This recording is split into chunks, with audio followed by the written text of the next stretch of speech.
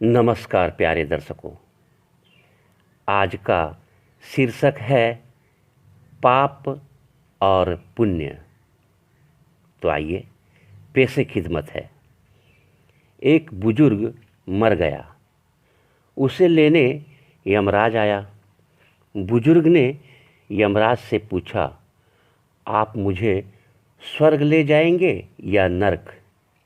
यमराज बोले, दोनों में से कहीं नहीं। तुमने इस जन्म में बहुत ही अच्छे कर्म किए हैं, इसलिए मैं तुम्हें सीधे बैकुंठ धाम लिए जा रहा हूँ। बुजुर्ग व्यक्ति खुश हो गया, बोला, धन्यवाद, पर मेरा आपसे एक विनती है। मैंने यहाँ धरती पर सबसे स्वर्ग नरक के बारे में बहुत सुना है। मैं एक बार इन दोनों जगहों को देखना चाहता हूँ। यमराज बोले, तुम्हारे कर्म अच्छे हैं, इसलिए मैं तुम्हारा ये इच्छा पूरी करता हूँ। चलो, हम स्वर्ग और नरक के रास्ते से होते हुए प्रभु के बैकुंठ धाम चलेंगे। दोनों चल पड़े। सबसे पहले नरक आया। नरक में बुजुर्ग व्यक्ति ने जोर जोर से लोगों के रोने की आवाज़ सुनी। सभी लोग दुबले पतले और बीमार दिख रहे थे। बुजुर्ग ने एक आदमी से पूछा, यहाँ आप सब लोगों की ऐसी हालत क्यों है? उस आदमी ने कहा, मरने के बाद जब से यहाँ आए हैं, हमने एक दिन भी खाना नहीं खाया और लगातार विभिन्न प्रकार की रास्तों से हम लोगों को यहाँ लाया गया, जहाँ आग से जलता हुआ दरिया था, सूल कांटों से भरा हुआ रास्ता, गर्म खौलता हुआ पानी का झरना था। मगर, घड़ियाल, खूनी भेड़िए, सब ने हमें बारी बारी से झपट कर वार किया।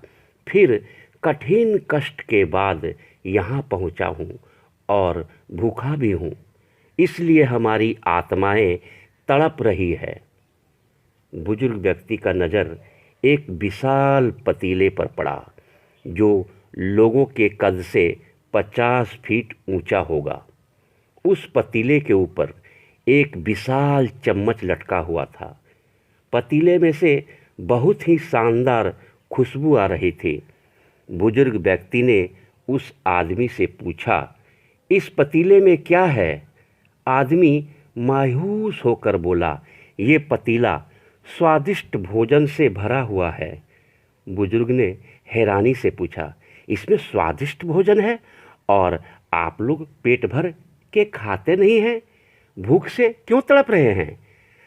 आदमी रो रो कर बोलने लगा, कैसे खाएं? ये पतीला 50 फीट ऊंचा है। हम में से कोई भी उस पतीले तक नहीं पहुंच पाता। बुजुर्ग व्यक्ति सोचने लगा, भोजन होते हुए भी भूख से बेहाल है। अब यमराज बुजुर्ग व्यक्ति से बोले, चलो, हमें देर हो रही है। ये सब इनके कर्मों का फल है। इन लोगों ने कभी दान नहीं किया, जीवों और आत्माओं को कष्ट पहुंचाया है, लोगों का कर्ज लिया है, फिर उसे वापस नहीं किया, सारा जीवन चुगली किया, पड़ोसियों को पड़ोसियों से लड़वाया, चोरी किया, दूसरे के सामान को नुकसान पहुंचाया, अपना स्वार्थ, लोभ, अय्यासी, नशाखोरी, कमज़ोरों पर अत्याचार किया और अपने धन और शरीर का अहंकार किया है, और भी ना जाने ढेर सारे पापों का भोग किया है। चलो यहाँ से, हमें देर हो रही है। यह कहकर यमराज आगे बढ़ जाता है। कुछ दूर चलने पर स्वर्ग आया।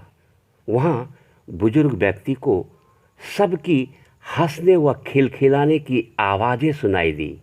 सब लोग बहुत खुश दिखाई दे रहे थे। उनको खुश देखकर बुजुर्ग व्यक्ति भी बहुत खुश हो गया।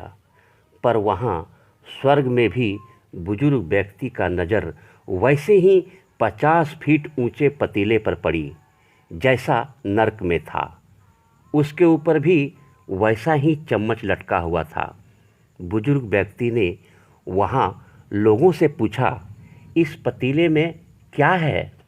स्वर्ग के लोग बोले कि इसमें बहुत ही स्वादिष्ट भोजन है। जब हम लोगों को भूख लगती है तो उस चम्मच से निकालकर खा लेता हूँ। बुजुर्ग व्यक्ति बोला, ये पतीला तो 50 फीट ऊंचा है, आप लोग इस तक तो पहुँच ही नहीं पाते होंगे। उस हिसाब से आप लोगों को खाना मिलता ही नहीं होगा। आप लोग तो भूख के मारे बेहाल होंगे। पर मुझे तो आप सब इतने खुश लग रहे हैं, ऐसा कैसे? उनमें से एक व्यक्ति बोला, हम लोग तो इस पतीले में से पेट भर के खाना खाते हैं। बुजुर्ग व्यक्ति बोला, पर कैसे? पतीला तो बहुत ऊंचा है। व्यक्ति फिर बोला, तो क्या हुआ? पतीला ऊंचा है तो क्या है, यहाँ पर कितने सारे लकड़ियाँ हैं। हम लोगों ने मिलकर उससे एक विशाल सीढ़ी का निर्माण किया है।